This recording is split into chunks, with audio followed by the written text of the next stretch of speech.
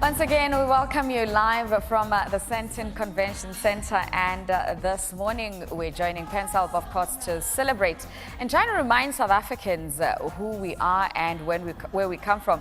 It's part of this drive for throughout this month of February, where it's multi-language month activism that's been going on, and we're trying to really find out how far has the campaign been going. You've heard about the hashtag Speak It, Live It, and what me and you's individual responsibility is when it comes to that. But we're going to be guided throughout this morning on the conversation from Pan South African Language Board by the CEO, Dr. Rakwena, Monareng, who's joining me for a conversation here this morning. So let me kick off the conversation with you. Today it is the 21st. You guys have been on this campaign for the past few weeks. Why such a campaign? It is much about ourselves. It's much about who we are. Your own social and individual pride as African. It's much about giving African voice and identity to the world. It is much about expression. Everything is done linguistically. So we want to inculcate a sense of multilingualism within this country as enshrined in the constitution of the country. You want to emphasize the point that the language that you first learned when you came to this world, it's important. It is going to help you, it has already helped you to conceptualize and see the world. There is no point for you to look at it as a backward language. The only point is to make sure that it advances and it is given value. Now, today is an international day to celebrate mother language. But before we get to that, the work of PanSALB, just for a refresher for those who don't even know what the work of this board is about. We are a constitutional institution mandated with promoting and advancing the national agenda of multilingualism to ensure that we inculcate the human right and the linguistic right matters to advance. And here we need just to be clear. When you're dealing with the world of critical discourse analysis, you should understand that we are going to take side, and we're not even shy to do that.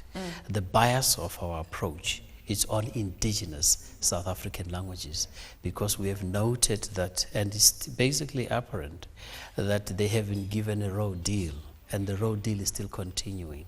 And when you give those language raw deal, you're giving the people who speak the raw deal. Okay. So that's basically our... So around the campaign of Speak It, Live It, some are saying, okay, should we be saying Mother Language Day or Mother Tongue Day? Which is which, or is it the same thing? It really shouldn't matter. But the trending line currently from UN is mother language. Okay. A tongue comes from, basically from an African nuance, where you're talking about lelemi, tongue, and it just links you to where you're coming from. But it really shouldn't matter. It's about currency of a concept. So what is this concept encompass today? What do we need to understand about it? The concept of language? Of Mother Language Day. It is your mother. Mother gave you a tongue, and the tongue is for you to talk or to speak or to live. You can't live without using your tongue, the tongue that gives you food, that transport food downstairs. Or you can't also be able to express yourself and be a human being without being able to express yourself. So the tongue gives you the platform to participate in the world, in knowledge formation, in how you live, in business, in all these spheres. So it becomes a nourisher, it becomes the mother. And you know that mothers, rakhadis, are the key towards deity and joining us to the importance of life. Okay, so I'm just trying to demystify some of the things that we always struggle with. I mean, people also make reference to vernacular. Is that a term that we should continue to use when we talk about language and being a multilingual, living in a multilingual culture? Yeah, vernacular is coded with negative overtones. Okay. Let me just give instruction to Africans and South Africans. Can we just throw it away? Because it comes with a baggage. Because immediately you say vernac, you're talking about less intelligent, not being able to participate in business because you don't have the vocabulary to do that, not being scientific. Well, something that is an afterthought So immediately you use that vernacular, it's associated with that. But remember that a word or language, it's innocent until we give meaning to it. And if that meaning gains currency, then it becomes negative. Okay, so we throw away vernacular. I think that's the instruction that PanSALB will give it to the country and Africa in general. Okay, so let's come back to PanSALB.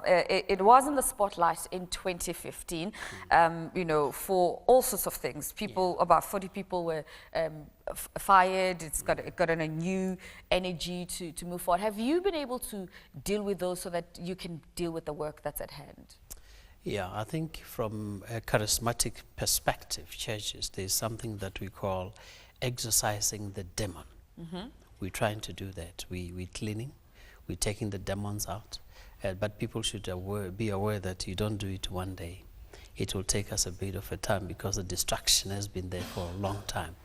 And now this morning we're joined by the Pan-African Language Board as we take a moment to reflect on World Mother Language Day. Now what we're trying to understand is that as diverse as we are as South Africa, when it comes to this activism month, how do we go about advocating that our languages do not become obsolete? And then what is our understanding of when we say, you know, we have all these official languages? How official are all these official languages that we have? So we're taking the conversation even deeper, involving our audience here in studio.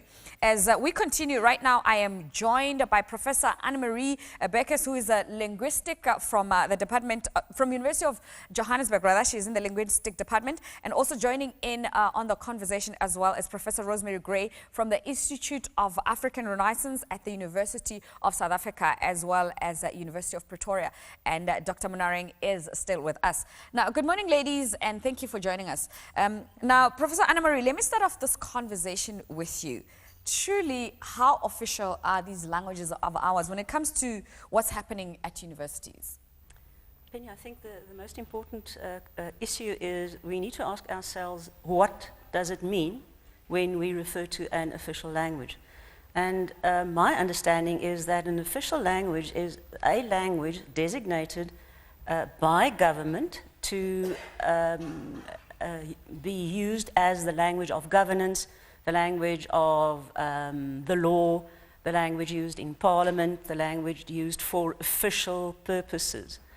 And if we take that as a point of departure, I think we should ask the question, how many of our 11 official languages are indeed being used in these very important official domains? And I'm afraid we need to really engage with the notion of diversity, multilingualism, and are we, as a country and as the government, are we doing justice to that notion of 11 official languages? Professor Rosemary, are we doing justice to our diversity, our multilingualism, and making sure that all languages are afforded, you know, the quality that they deserve? I think we've come an awful long way.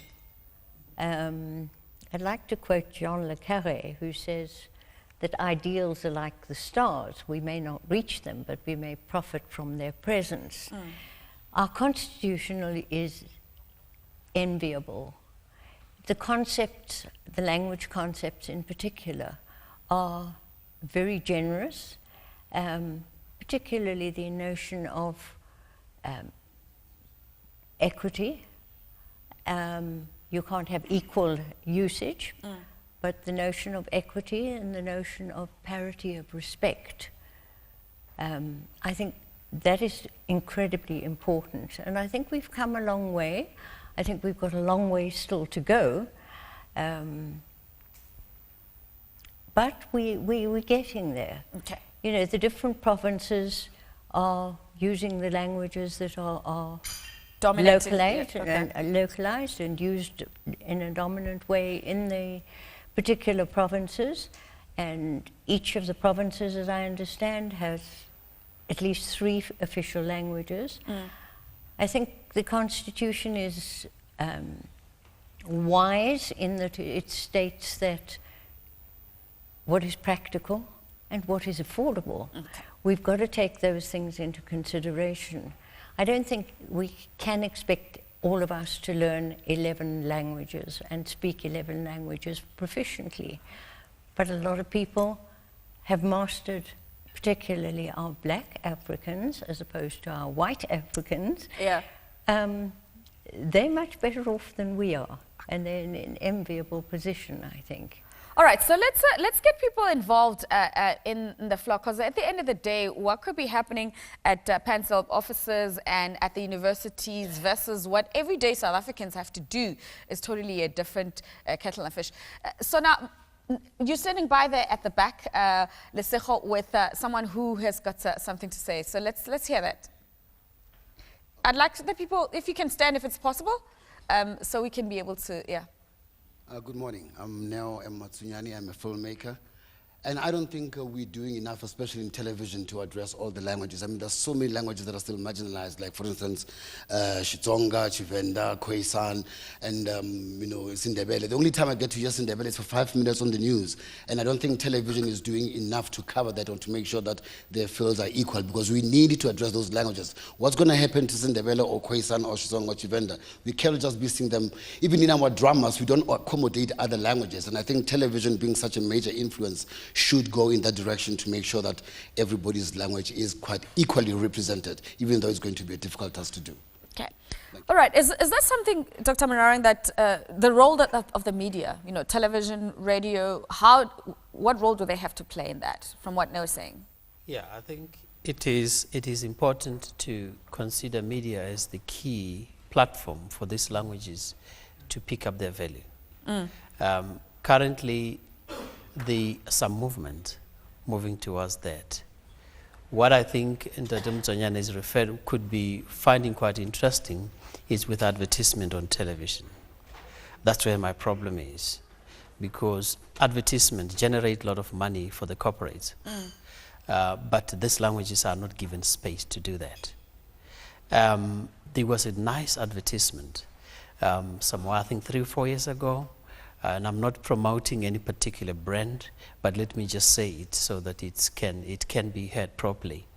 There was a Nando's advertisement, which is captured in African languages, and you will find it at the billboard. It would say, Nando's iya hodira. Hodira in English does not mean hodira in Setswana or Sesotho sa Leboa. Okay. The nuance encapsulated within iya hodira in that language will make it sell. Dr. Monareng, I'm going to start off with you. So you spoke about how you went to departments to hold them accountable. What about universities? Because one, they're institutes of learning, and at the same time, they're a good space to continue advocating the conversation and getting our young people really as well, not to just learn the language, but to be professionals using these different languages. Yes, the universities will follow very soon. We felt that let's start with the national departments. Department of Higher Education is there. Basic Education was also requested to come, among other departments. So we wanted to be fair to almost everybody in all the sectors. When we started with the departments, we want to find out if they're implementing the policy, if they do have the policy to implement, and if there's progress with regard to implementation. We're going to do the same, use the same model, call all the universities to come in, and then we're going to hold them accountable. We're having a public, lecture, inaugural lecture on the 28th of this month.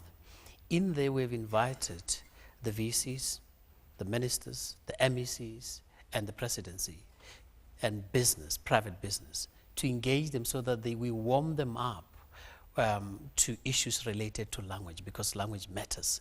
So that when we call people, people shouldn't say that we haven't informed them. They haven't been engaged in a debate. So with the department is the first phase. The second phase is going to be with Department of Education. 1, basic, 2, higher education, and then we're going to be dealing with it progressively like that. Okay, so Professor Annamarie, what is the policy at your university? I mean, I know you are within that department, so you're obviously advocating for this, but how does it work in your university? UJ, since its establishment in 2005, has adopted a language policy that affords official status to 4 languages. Obviously English, also Afrikaans, Sesotho Salaboa, and then isiZulu. The working language at our institution is English. Okay. In other words, all admin activities and governance matters within the university takes place through the medium of English. The language of choice of students as a language of learning and teaching is English. Okay. Very few classes are still, as far as I know, offered through the medium of Afrikaans, and very, very few in the other 2 languages. At UP and UNISA, how do you deal with that? At UP, again, the policy is there for the 3 languages, but the language of choice, the context tends to dictate what happens on the ground. And I think the language of choice is English because through no intrinsic merit of English itself, it happens to be the global language. And therefore people want to be proficient in that language.